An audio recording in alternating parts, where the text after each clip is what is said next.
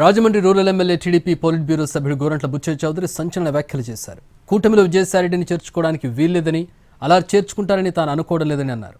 ఒకవేళ బీజేపీ చేర్చుకున్నట్లయితే ఆ పార్టీ ఆలోచించుకోవాల్సిన అవసరం ఉందన్నారు. అవినీతి అక్రమాలకు పాల్పడిన వాడు ఎవడైనా సరే శిక్షలు తప్పవన్నారు. అక్రమాలకు పాల్పడి అధికారం పోయిన తర్వాత పార్టీలో చేరతామంటే చేర్చుకోవడం సరైంది కాదన్నారు బుచ్చయ్య చౌదరి. తిరిగి అధికారంలోకి వస్తున్న భ్రమలో ఉన్న జగన్మోహన్ రెడ్డికి గుణపాఠం చెప్పాలి. వాళ్ళందరూ రిజైన్ చేసి వెళ్ళిపోతున్నారు. ఏటు ముద్దాయిలు కూడా రిజైన్ చేసే పరిస్థితి వచ్చింది అర్థం చేసుకోవచ్చు.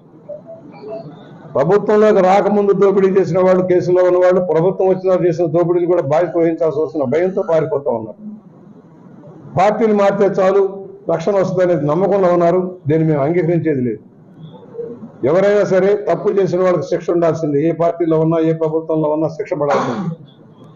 అధికారం ఉందని అహంకారంతో విర్రవేగి ప్రతిపక్షాల నాయకుల్ని, కార్యకర్తలను ఇబ్బంది పాలు చేసిన వాళ్ళు ఎవడైనా సరే ఏ పార్టీలోకి వచ్చినా, ఎన్డీఏ పార్టీలోకి వచ్చినా శిక్షలు తప్పదని హెచ్చరిక చేస్తా ఉన్నాం.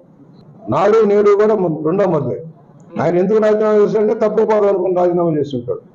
అలాంటి వాళ్ళకి ఎక్కడ ఏ పార్టీలో కూడా ప్రవేశం సరైనది కాదు. ఎన్డీఏ కూటమిలో చేర్చుకోవడం సరైనది కాదు. ఇవాళ